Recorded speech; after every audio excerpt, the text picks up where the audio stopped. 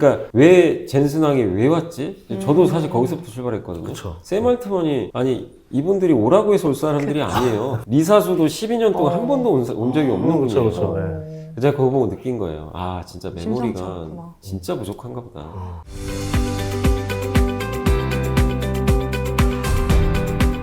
전쟁 협상이 쉽지 않은가 봅니다. 벌써 뭐 이제 5주 넘어간 것 같아요. 네. 그러면은 이제 슬슬 끝내야 되지 않을까라는 네. 생각이 들고, 이제는 좀 내성이 쌓인 게 아닌가. 오히려 이제 이란 뉴스 나와도 사람들이 반응 안 하는 것 같고. 맞아요. 웬만한. 그거보다 오늘같이 이제 삼성전자 실적 발표 같은 거. 큰 게 하나 나왔죠. 결국은 주식 잘 골라서 돈을 벌자가 목표인 거지, 전쟁이 그 목표는 아니잖아요. 그렇죠. 네, 그래서 결국 주식 얘기에 본질에 집중하는 게 중요하지 않나라는 생각이 듭니다. 오늘 그래서 저희가 염승환 이사님 모셨습니다. 반갑습니다. 안녕하세요.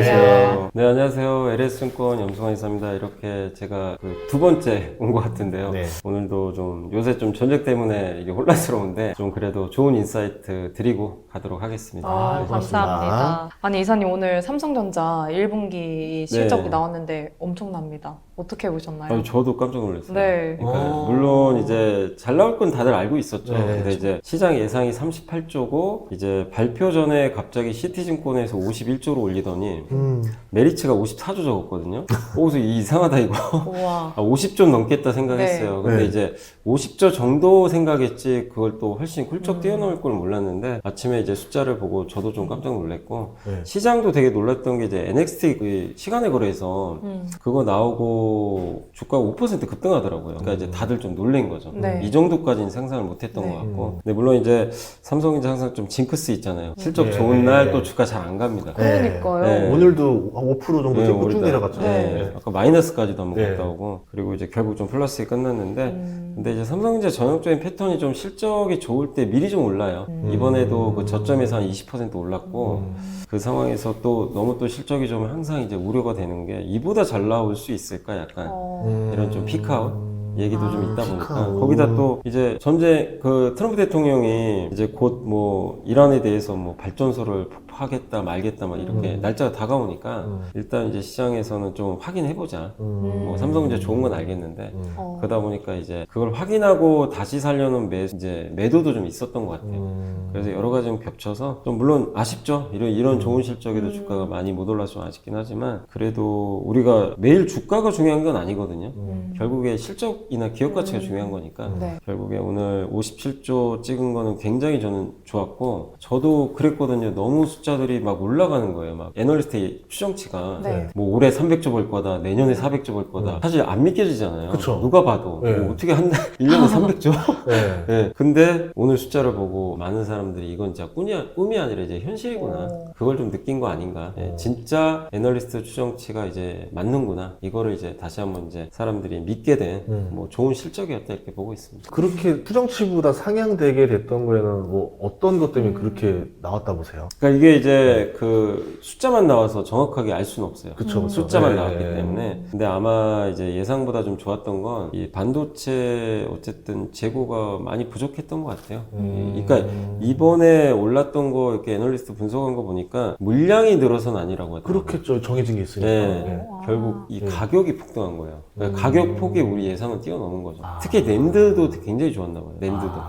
그러니까 지금 데이터 센터에 옛날에 HBM 혼자 들어갔는데 지금 범용 디램 들어가지고 낸드 들어가는데 근데 생각보다 낸드도 좀 수요가 폭발하는 것 같고 근데 만드는 업체가 별로 없어요. 다 공통적으로. 그러니까 달라는 곳에서 이제 삼성전자한테 물량을 달라 그러는데 그냥 부르는 게 값인 것 같아요.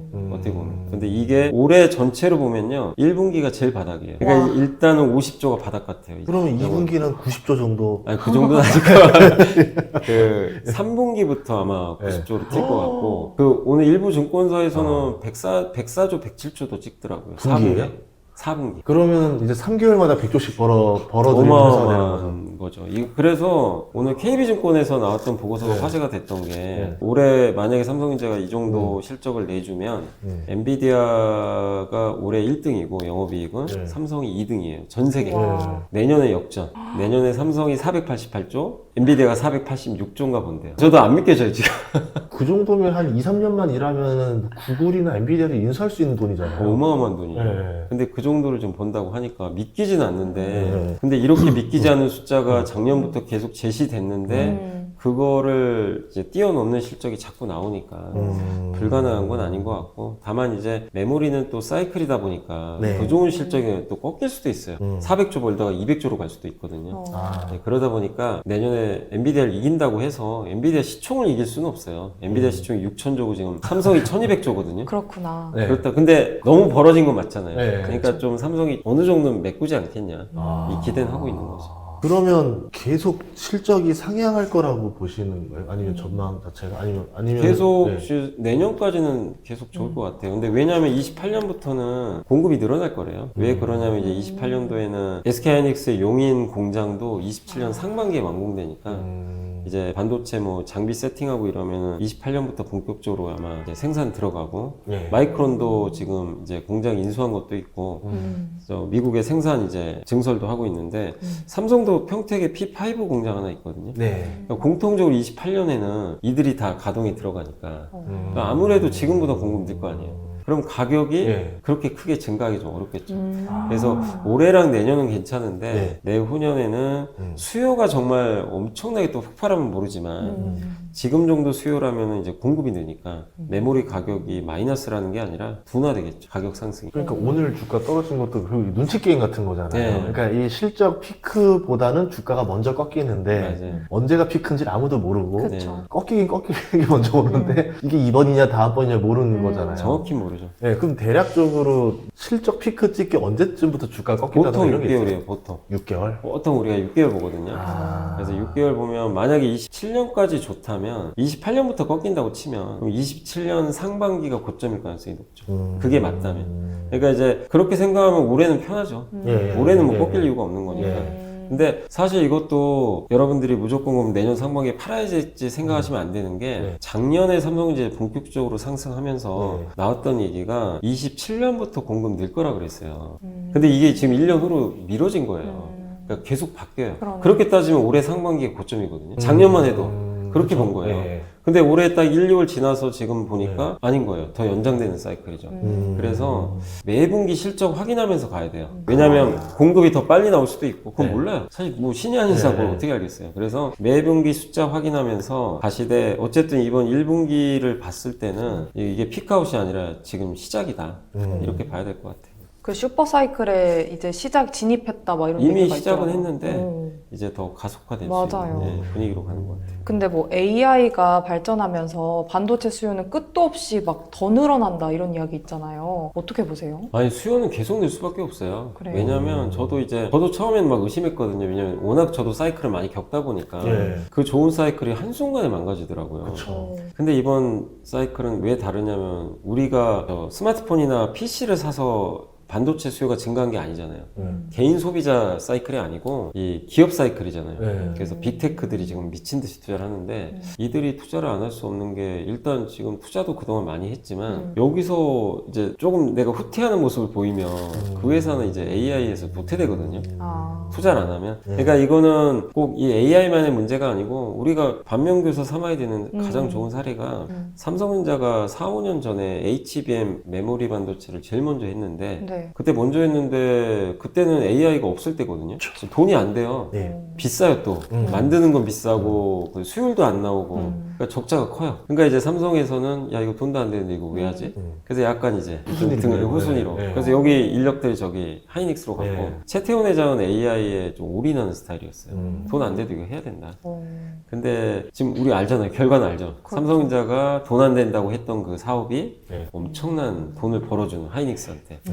근데 지금 AI도 똑같거든요. AI 가지고 논란 되게 많잖아요. 뭐 맞아요. 돈이 되니 많이 이러는데 지금 당장은 돈이 안 되죠. 뭐 왜냐면 아직 대중화된 것도 아니고 오픈 AI도 엄청 지금 적자 보고 있는데 근데 그렇다고 포기할 수가 없잖아요. 여기서 지금 오픈 AI 그다음에 요새 클로드가 인기죠. 네, 그렇죠. 클로드 또 네. 제미나이 네. 이 3파전인데 여기서 나 투자 줄일게요 이러면 이제 그 회사는 끝이에요 그냥. 그냥 아예 0으로 수렴할 수도 있어요. 잘못하면. 계속 기술 개발해야 되니까. 그리고 빅테크 다 똑같죠. 지금 뭐 아마존도 그렇고 마이크로소프트도 지금 뭐 메타 마찬가지고 우리가 흔히 하는 빅테크 4인방이 올해 들어와서도 그러니까 작년에도 그렇게 많이 투자했는데 올해 또 늘린 거 보고 저도 깜짝 놀란 게 이렇게 투자를 많이 한다고? 근데 생각해보니까 투자를 안 하면 망한다고 생각하는 것 같아요. 뒤처진다고 생각하고. 그리고 저도 이제 매일 AI 쓰지만 그 이번에 GTC 2016에서 제가 사실은 이번 이란 전쟁에서도 막 너무 소음이 심할 때 그 엔비디아 이제 젠슨하이 GTC 2016에서 했던 얘기랑 그 다음에 그 후에 또 인터뷰한 것들을 좀 봤어요. 네. 보고 AI 이제 유튜브 영상에 요새 AI가 다 요약해 주잖아요. 그래서 그걸 또 요약해 달라고 해서 이렇게 또 요약도 한번 해보고 그 보면서 이제 공통적으로 느꼈던 게 뭐냐면 이거 삼성전자 무조건 사야 되겠다. 이번 그때 조종장일 때 네. 막 이란 때문에 난리가 났잖아요. 맞아요. 왜 그걸 확신했냐면 일단 젠슨하게 발언이 너무 자신감 있어요. 그치. 전쟁이 나도 이거 멈출 기세가 아닌 거예요. 별개인 거예요. 네. 제가 그걸 느꼈고 토큰 얘기를 자꾸 하더라고요. 토큰. 음. 그러니까 이제 우리는 대화를 하지만 AI는 토큰으로 나눠서 쪼개서 이렇게 대화를 하거든요. 그러니까 AI가 옛날에 챗GPT랑 우리가 대화할 때는 네. 그냥 대화할 때 그 토큰을 쓰는 그 토큰이었고 네. 그냥 대화만 했어요. 그렇죠. 그 다음에 이제 얘가 추론하면서 진화하는 게 뭐냐면 이제 내가 해달라고 하는 일을 해줘요.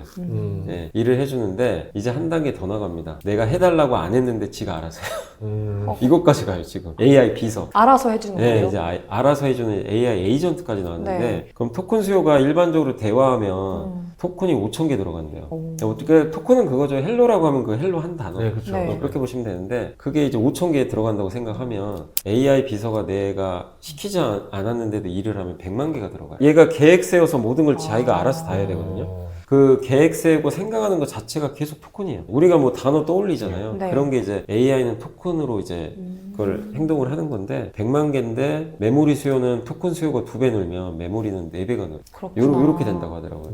그래서 저도 그래가지고 젠슨하게 자꾸 토큰 얘기를 하니까 저도 매일 저는 주로 요새 클로드 많이 쓰거든요. 네. 제미나이랑 네. 쓰는데 대화 길이가 점점 길어져요. 아니 무슨 얘기냐면 저는 똑같은 질문 하는데 답변이 점점 얘가 길어요. 어머. 옛날하고 달라요. 제가 딱히 뭐 더 길게 해달라고 한 적이 없는데 학습이 되는 거네요. 학습돼서 그런 것 같아요. 그래서 이번에 클로드에서 그게 좀 오픈됐잖아요. 노출됐잖아요. 네. 그 코드가. 네. 그거 보고도 좀 깜짝 놀랐던 게 제가 만약에 자리를 비울 때도 얘가 스스로 정리를 한다고 하더라고요. 그 코드가 공개된 게 뭐냐면 주인님이 떠났죠. 네. 떠나면 그냥 이제 얘는 아무것도 안 한 거라 생각하는데 클로드 코드에 딱 보니까 이게 그 저랑 했던 대화를 다 얘가 알아서 정리를 하고 있는 거예요. 압축을 해가지고. 알아서 이렇게 네. 서류 정리하듯이 네, 이렇게 맞아요. 정리하는구나. 그러니까 얘가 진짜로 너무 똑똑해진 거 있는 거예요. 그게 이번에 좀 밝혀졌거든요. 그러면 저기에 들어가는 반도체 수요가 얼마나 될까? 이게 감이 상상이 안 되는 거예요. 아까 같이 창고 같은 걸 쌓아놓는 거면 개별마다 다 창고를 쌓아놔준다는 얘기면 그 창고가 다 메모리 값인 거잖아요. 메모리죠. 우와. 그럼 이 메모리는 이 창고를 빼기 전까지는 계속 담아놔줘야 되는 감안하니까. 거니까. 그래서 구글이 아시겠지만 터보콘트 만든 것도 네. 좀 덜 쓰고 싶어서. 그러니까 이게 메모리 수요가 줄어드는 게 아니라 이거 이제 한계가 오니까 좀 이걸 효율적으로 쓰자, 메모리를. 그래서 나온 게 사실 또 터보콘트였던 거고. 지금은 또 쏙 들어갔죠. 얘기 안 하죠. 터보콘트는 네, 좀 또 쏙 그래요. 들어갔지만 효율을 하는 거죠. 근데 그 얘기는 뭐냐면 반대로 생각하면 메모리가 너무 많이 필요한 거예요. 역설적으로 보면. 그래서 미국의 빅테크 CEO들이 한국에 안 오다가 지금 오잖아요. 리사수 오죠. 맞아요. 작년에 젠슨황 왔죠. 네. 샘 알트만 왔죠.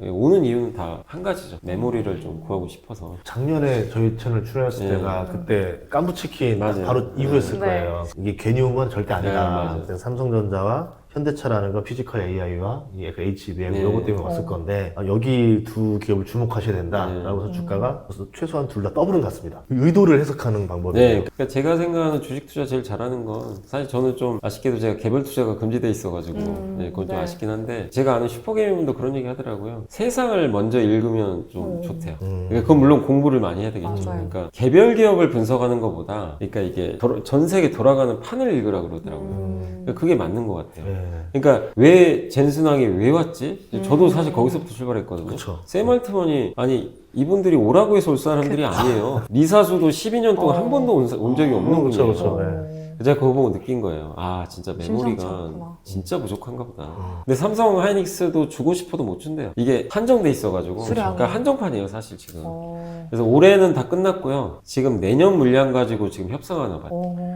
그래서 지금 마이크론도 3년, 우리 3년치 달라 막 이렇게 얘기 나오고 있고. 아니 그러면 말씀 들어보니까 이런 터보컨트 이 기술이 어쨌든 꼭 필요한 거네요. 갈수록 뭔가 좀 필요하겠죠. 압축하고. 왜냐면 이제 메모리가 더 많은 일을 할 수 있어요. 같은 거 가지고. 그래서 그럼 요게 메모리 수요를 줄인다 이렇게 볼 필요는 없고 예, 더 효율적으로 만드는 거고. 다만 이 터보컨트도 아직은 검증이 된 건 아니라고 맞아요. 하더라고요. 예. 작년에 논문 나왔고 그 다음에 아직 그뭐 챗GPT나 제미나이나 클로드 같이 대형 모델에는 아직 적용을 안 했다고 하더라고요. 그래서 그거는 검증을 해봐야 되니까 이게 된다 안 된다는 아직은 우리가 좀 알 수는 없다. 최근에 저 뭐 봤는데 에이전트 AI끼리 대화를 하는 몰트북이라는 거 맞아, 나왔대요. 그것도 그러니까 그게 제가 아까 말씀드린 이제 자기네들끼리 세상이 또 있어요. 그러니까 이제 주인님 욕도 하고 막 그러더라고요. 와 진짜 자기네들끼리 모여가지고 별걸 다 해요. 이상해요. 근데 그런 걸 하려면 토큰이 있어야 돼요. 무조건 그러니까 토큰이 있어야 되고. 메모리 반도체 수요는 진짜 놓을 수밖에 네. 없네요. 근데 이 토큰이라는 게 이제 그럼 AI 다음 이제 어쨌든 젠슨왕이 이제 타깃을 찍어준 거잖아요. 네. 다음 돈이 되는 건 토큰이다라는 토큰이에요. 거는 결국은 AI 이제 뭐 이런 프로그램들이 쓸 때마다 토큰을 많이 활용할 수밖에 네. 없는 거고 토큰 활용하는 것이 우리가 비용을 지불하게 되고 맞아요. 그러면서 경제가 순환이 될 것이다. 맞아요. 결국은 이제 고객들이 AI에 돈을 내야 되는 시장으로 바뀔 것이다. 맞아요. 이거죠. 그러니까 저도 좀 요즘에 이제 클로드를 많이 쓰는데 클로드 요금제별로 좀 다르긴 하지만 쓰다 보면 한도가 있어요. 그래서 저한테 메시지가 와요. 맞아요. 돈 더 내라고. 네. 결제하라고. 네. 그럼 해야 돼요. 지금 당장 필요하면. 만약에 지금 안 쓰면 한 6시간 지나야 다시 셋업이 되더라고요. 그러면 저는 지금 급한데. 네. 맞아요. 이게 다 토큰이거든요, 사실. 네. 그러니까 토큰 쓴 만큼 너가 비용 내라는 거예요. 네. 그래서 젠슨왕이 했던 얘기를 저도 지금 요즘에 계속 AI 쓰면서 그 얘기가 다 이렇게 머릿속에 정리가 되더라고요. 왜 토큰이 중요하고 이걸 쓸 때 왜 비용을 내야 되고 근데 이런 비용을 최대한 작게 낼 수 있게 해주는 회사가 엔비디아인 거예요. 엔비디아 만든 그 AI 팩토리 거기에 칩만 만드는 게 아니라 네. 서버 렉을 만들어서 거기에 엔비디아 GPU 72개 연결하고요. HB에 꽂아놓고 메모리 넣고 그렇게 해가지고 한 수백 개의 서버 렉을 데이터 센터에 집어넣어버리거든요. 그럼 자기 거 쓰면 어떤 회사 제품 쓰는 것보다 토큰을 제일 싸게 만들 수 있다고 젠슨왕이 직접 얘기를 했어요. 우리 거 쓰라. 네, 그래서 제가 엔비디아 주가가 사실 이제 너무 비싸긴 하죠. 시총이 6천조가 넘으니까. 네. 근데 그걸 보면서 느낀 건 뭐냐면은 와, 저 정도 가치 받을만 할 것 같다. 근데 이제 엔비디아가 좀 최근에 주가는 답답하긴 한데 제가 보면서 시총 6천조 이상 받을 가치는 있는 것 같아요. 저도 옛날에는 야, 아무리 좋아도 저렇게 너무 시총이 높은 거 아닌가 그 생각을 했는데 토큰 경제가 진짜 시작될 거고 이제 많은 사람들이 이거 다 쓸 거거든요. 그러면 이거를 토큰을 만들어낼 수 있는 공장은 엔비디아가 제공하는데 지금 먼저 선정을 했어요. AMD도 하려고 하겠죠. 근데 엔비디아의 그 AI 팩토리를 아무나 지금 따라할 수는 없는 거거든요. 이게 AI 클라우드랑 다른 거예요? 같은 거예요? 그러니까 클라우드는 그거죠. 클라우드는 가상 공간에서 데이터 저장하고 우리가 그냥 빌려서 임대 쓰는 건데 그걸 하려면 그러니까 그 클라우드를 하려면 이게 있어야 되는 거죠. 그렇죠. 반도체가 있어야 되는 거예요. 그러니까 한마디로 얘는 보이는 거죠. 눈에 보이는 AI 팩토리는 그냥 공장 같은 거예요. 그냥 데이터 센터 안에다가 칩 넣고 뭐 그 케이블 연결하고 통신선 깔고 이렇게 해서 그게 있어야 클라우드가 만들어지죠. 그렇죠. 네. 그리고 그 클라우드 위에서 AI가 돌아가는 거고 그렇게 보시면 될 것 같아요. 그러면 삼성전자는 25만 원까지 갔었었나요? 22만 7천 원인가 뭐 갔습니다. 제가 그래요? 아까 잠깐 보니까. 다시 고점 어떻게 돌파할 수 있을 것 같아요. 어떻게 보시나요? 저는 개인적으로 그때 여기 왔을 때도 뭐 그때도 비싸지 않았는데 네. 이번 숫자 보니까 그러니까 뭐냐면 실적보다 주가가 못 올라갔어요 지금. 우리 흔히 PER이라고 그러잖아요. 네. 삼성전자 PER 7배 정도거든요 지금. 오. 이렇게 주가 올랐는데 네. 하이닉스는 4.5배. 그러니까 제가 오늘 삼성전자 실적 보고 느낀 거는 전 세계에서 제일 싼 주식 같다. 둘이 제일 싼 것 같아요. 그 어떤 회사보다. 근데 이게 안 오르는 이유가 저 같은 사람들 때문일까요? 그러니까 자꾸 사고 팔고. 여기는 모르죠. 저 같은 사람 왜냐면 실적이 폭발적으로 올라가는데 네. 이 주가가 이게 말이 돼라고 생각하는 사람들이 더 많다 보니까 맞아요. 인정을 안 해주려고 하는 거지. 그러니까 그런 거죠. 반도체는 사이클이니까 그런 공식이 있어요. 좋을 때 팔아야 된다는 논리가 되게 강해요. 네. 지금 57조인데 그 다음 분기부터 꺾이면 어떡할 거냐. 음. 이 실적이 유지돼? 네. 말도 안 돼 이제 이렇게 음. 못 믿는 거예요. 음. 그러다 보니까 이제 좋은 실적에 팔자. 네네. 이런 게 있고 두 번째가 이제 전쟁 아직 안 끝났잖아요. 아무리 삼성전자 좋아도 전쟁 리스크를 뚫고 갈 수는 없어요. 이게 해결이 돼야 되니까. 이제 그런 상황에서 좋은 실적 가지고 일단 기회다. 일단 팔아놓자. 네. 전쟁 어떻게 될지도 모르니까 그런 심리가 좀 있지 않았나. 저는 그렇게 보거든요. 그래서 그 두 가지 때문에 약간 좀 이제 네. 오늘 주가가 밀리긴 했지만 저는 그럼에도 불구하고 계속해서 삼성전자를 투자를 해야 된다. 뭐 어떤 주식보다 삼성전자나 하이닉스가 가장 매력적인 것 같고요.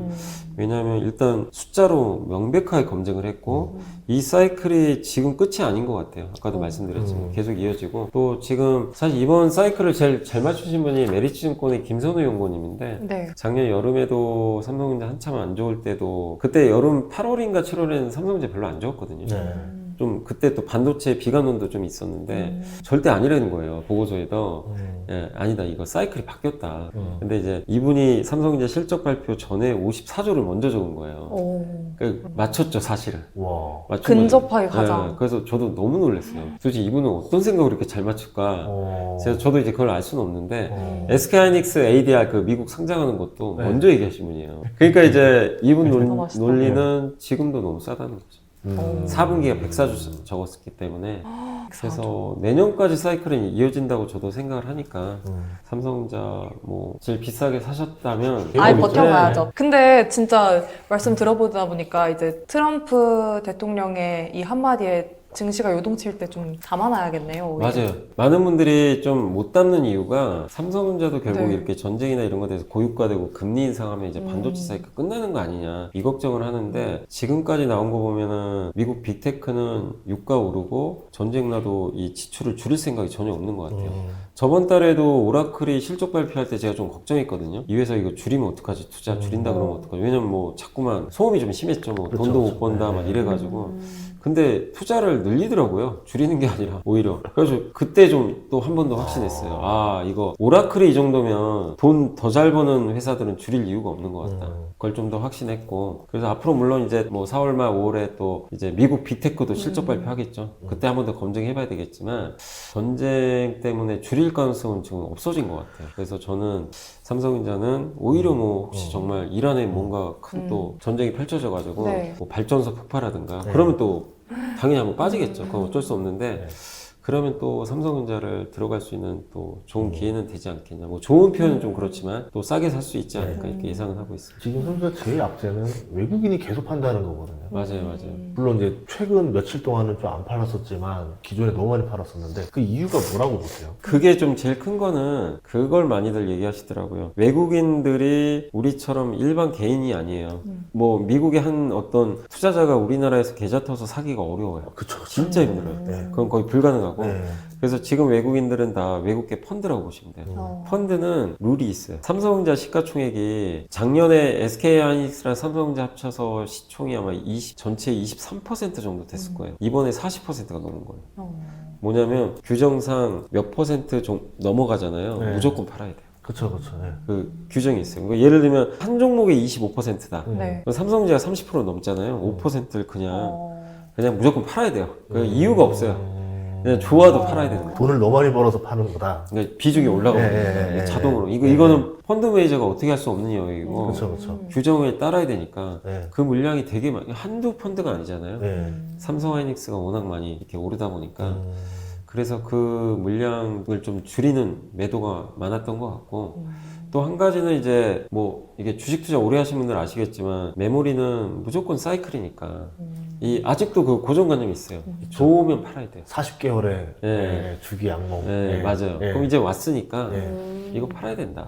이번에도 틀리지 않을 거다. 네. 그래서 그냥 팔아놓는 거죠. 물론 그게 맞냐 안 맞냐는 나중 문제고 네. 그들 입장에서는 팔자. 세 번째가 이제 환율이 너무 오르니까 환차선. 요건 전쟁 때문이죠. 그래서 요 세 가지가 좀 겹쳐서 매도를 하는 것 같은데 외국인 지분 그러니까 시총 비중 때문에 판 거는 좀 많이 이제 해소는 된 것 같고 예.